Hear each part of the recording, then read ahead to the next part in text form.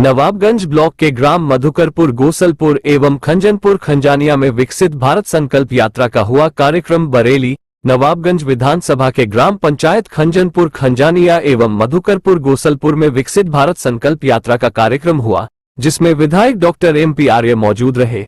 उन्होंने जनता को संबोधित कर सरकार की योजनाओं की जानकारी दी। वहां पर मौजूद ग्राम बाग क्षेत्र की जनता को सरकारी योजनाओं का लाभ लेने वाले सभी लाभार्थियों के चेहरे पर खुशी की लहर देखने को मिली। उनको वहां पर सरकार की योजनाओं के संबंध सभी विभागीय कर्मचारी व अधिकारी मौजूद रहे। क्षेत्र की समस्त जनता को सरकार की योजनाओं की जानकारी दी और समस्याओं को सुनते हुए उनका समाधान किया।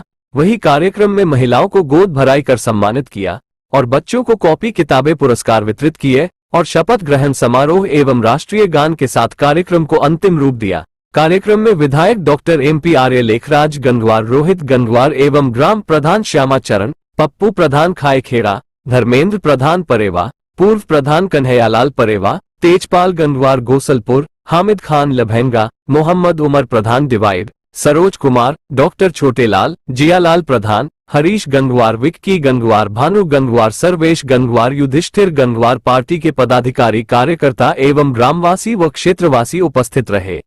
के अधिकारीगण, कर्मचारीगण, उपस्थित सभी भाइयों बहनों और बच्चों, ये विकसित भारत संकल्प यात्रा है।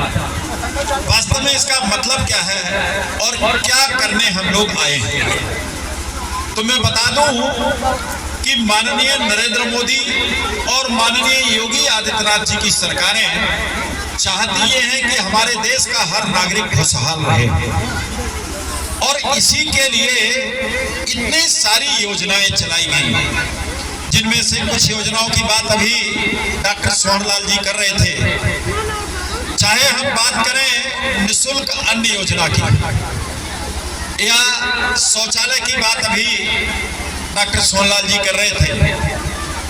कोई भी हमारे देश में बिना छत के ना रहे, इसके लिए माननीय प्रधानमंत्री जी ने प्रधानमंत्री आवास योजना चलाई।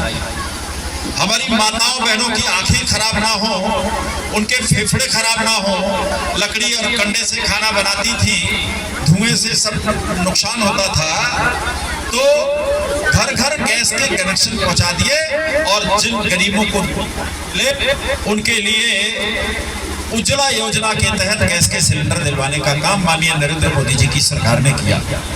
हमारे बीच में किसान बंधु भी बैठे हैं।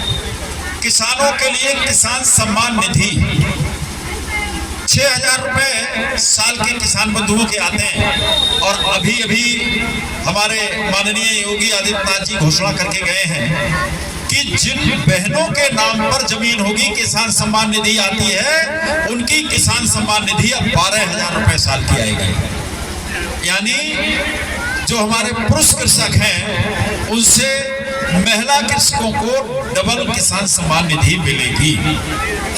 और ये किसान सम्मान निधि कितनी महत्वपूर्ण है ये भी बता दूं। पहले किसान लोग अपने खेत में खाद लगाने के लिए, पानी लगाने के लिए DBT के माध्यम से इन बच्चों के खाते में पहुंचते, एक पैसे कोई दलाली लेने वाला नहीं है।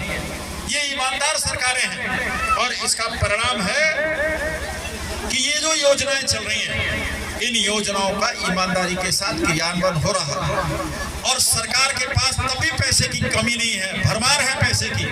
क्यों कि वो 85 रुपए जो पेट में जाते थे पहले, अब वो 85 रुपए ईमानदारी के साथ में खर्च हो रहे हैं।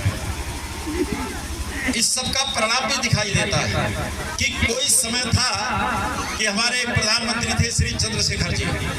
चंद्रशेखर जी के समय में हमें अपने देश का कई कुंटल सोना, टनों सोना गिरवी रखना पड़ गया था वर्ल्ड बैंक के पास में अपना देश चलाने के लिए।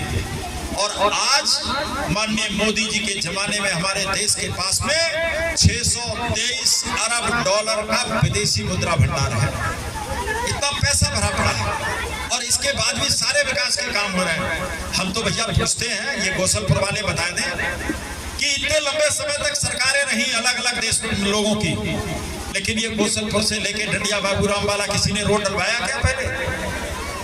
और अब आपका ये रोड पड़ गया। ऐसे ही सब जगह सड़कें बन रही हैं, पुलियां बन रही हैं, लोगों के प्रधानमंत्री आवास बन रहे हैं, शौचालय बन रहे हैं और तब भी निःशुल्क अन्न योजना चल रही है। बेटियों की शादियां भी कराई जा रही हैं। लोगों के भले के लिए जितने काम हो सकते हैं वो सारे के सारे काम कराए जा रहे हैं, और इसके बाद भी पैसे की कमी नहीं है।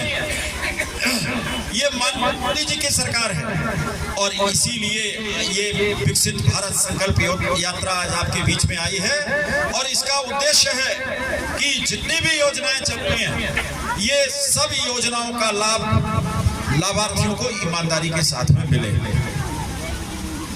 पहले लाभार्थियों को लाभ लेने के लिए कहीं ब्लॉक जाने हो तो तहसील जाना होता था, जिले पे जाना होता था, और अब इसके बाद भी जो लोग वंचित रह गए उनसे पूछा जा रहा है कि भैया कौन रह गया, जरा बताओ, पेंशन की परेशानी किसे है, आवास की परेशानी किसे है, शौचालय की परेशानी किसे है, या किसी की किसान सम्मान निधि नहीं आ रही है, कोई दूसरी तरह की परेशानी है, तो बता दो कि भैया क्या परेशानी है आपको। ये पूछने के लिए ये आज सारे विभागों के अधिकारी यहाँ पर आए हैं, और साथ में जनप्रतिनिधि के नाते मुझे भी भेजा गया कि विधायक जी जाइए, जाकर के पूछ के आइए कि लोगों को जो सरकार योजनाएं दे रही है, इन योजनाओं का लाभ मिल रहा है या नहीं मिल रहा है, और जो नहीं मिल रहा है उसको ढूंढ करके लाभ दिलवाना है। क्यों?